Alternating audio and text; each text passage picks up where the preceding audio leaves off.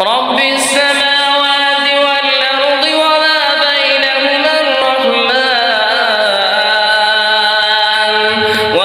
بينهما الرحمن لا يملكون منه خطابا يوم يقوم الروح والملائكة صفا صفا لا يتكلمون